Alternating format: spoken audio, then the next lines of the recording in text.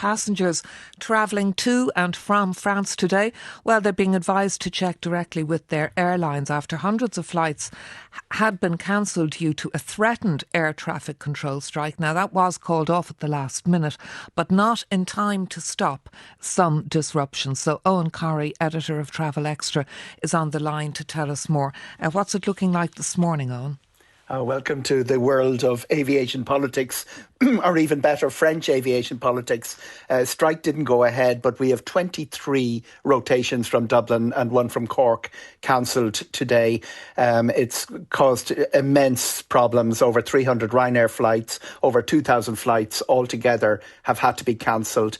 The good news, if there's any good news, is that they are the flights to and from France that have been affected. Overflights, which would have been affected had the strike gone ahead, they seem to be going ahead pretty much as normal. Unusually, France, when there's a strike, flights that pass over the country are also affected. That's not the case in Spain, Italy, Greece, places like that. But as we know, we need to fly over France to get to a lot of places in Ireland. And there had been some moves, hadn't there, to try and change that rule, because one thing about French air traffic controllers is that they do seem to enter into disputes fairly frequently. The frequency of disputes is really down to the fact there are three unions. They compete for members, they compete for belligerents. So when a deal is signed with one or two of them, there's always a third one. One has about 41% of the members of the air traffic controllers, and that was the one that called a strike and then called it off. The other two, it's not clear if some of their strikes are going ahead even at this stage.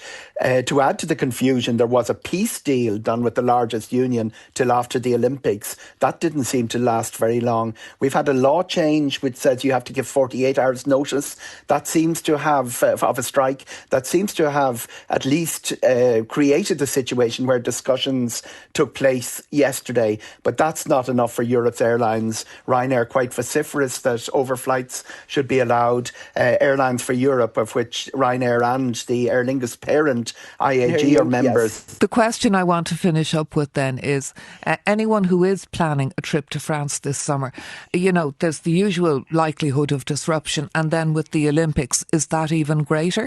I do think that we've reached a point with the new law, the 48-hour law, and the fact that the peace deal seems to be reinstated, that we should get into the summer without major disruption. What could happen is that some of the provincial cities, and Marseille is a particular problem spot, could see continuation of the air traffic control strikes. But until we've action at European level on the overflights, and until we've action saying that there should be some compulsory arbitration process or even a ban on strikes like Spain has for national interests, this is a problem that's going to run on and on and on.